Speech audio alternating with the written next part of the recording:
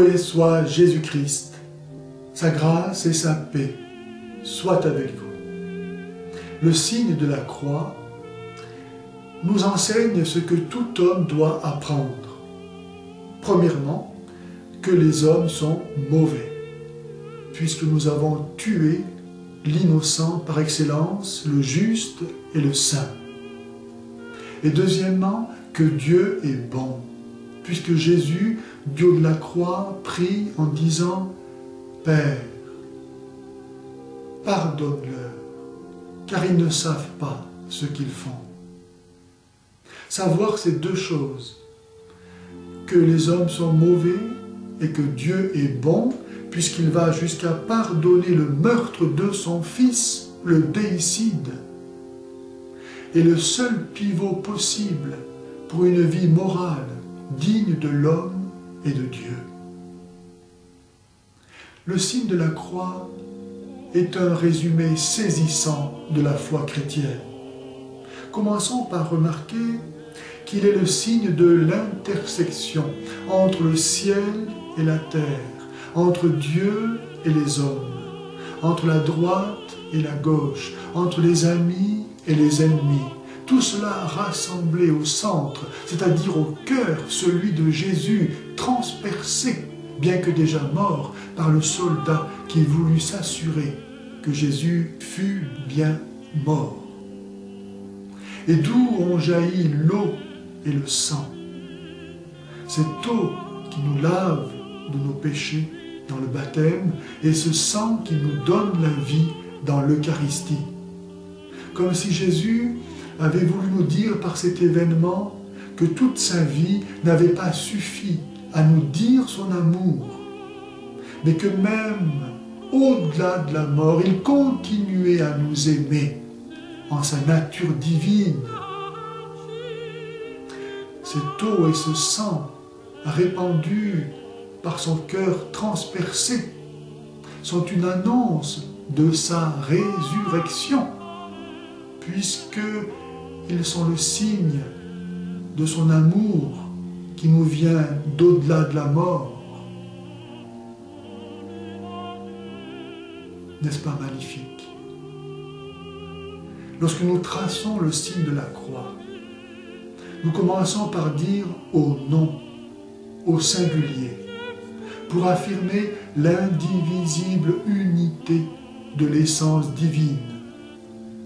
En touchant notre front, nous confessons que tout part de Dieu, qui est au plus haut des cieux, qui est esprit, intelligence, aussi vrai que la foi est un acte de l'intelligence, accueillant le témoignage de Dieu.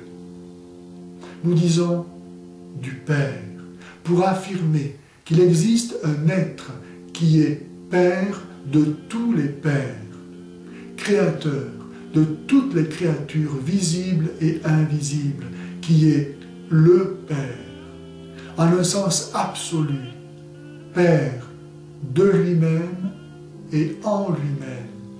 Il est le Père.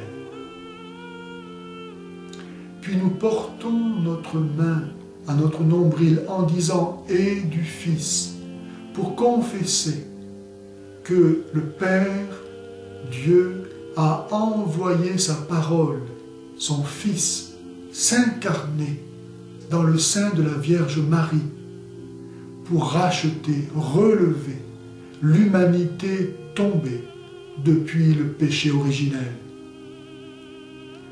Et nous terminons en disant « et du Saint-Esprit », touchant successivement nos épaules, pour affirmer que le Saint-Esprit unit le Père et le Fils, parce qu'il est l'amour du Père et du Fils. Il est la personne amour, celui qui nous a été envoyé pour nous unir à Dieu, comme il unit le Père et le Fils, faisant de nous des fils de Dieu, et nous unissant les uns aux autres avec Dieu au sein d'une même communion divine. Le signe de la croix est le signe du salut, comme déjà le prophète Ézéchiel 6 siècles avant Jésus-Christ, l'avait annoncé. Par ce simple signe, nous confessons les principaux dogmes de la foi chrétienne. Le dogme de la Sainte Trinité, celui de l'incarnation et celui de la rédemption. Nous faisons ce signe du salut lorsque nous commençons et terminons nos prières, en entrant dans une église, en recevant la bénédiction du prêtre, pour nous protéger et chasser les démons. Ce n'est pas pour rien que le signe de la croix est haï par l'islam et objet de sacrilège dans les rituels satanistes. Car c'est en effet par la croix que Jésus a vaincu le démon, par son sacrifice volontaire qui nous a arrachés à son pouvoir. Le catéchisme enseigne que le signe de la croix fortifie dans les tentations et les difficultés. Il est la grande marque de notre appartenance au Seigneur.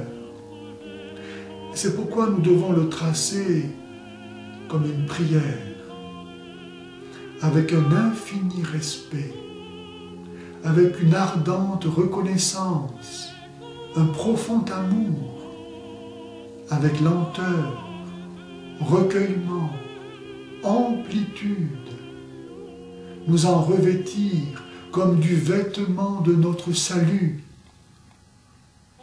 au nom du Père et du Fils et du Saint-Esprit. Amen.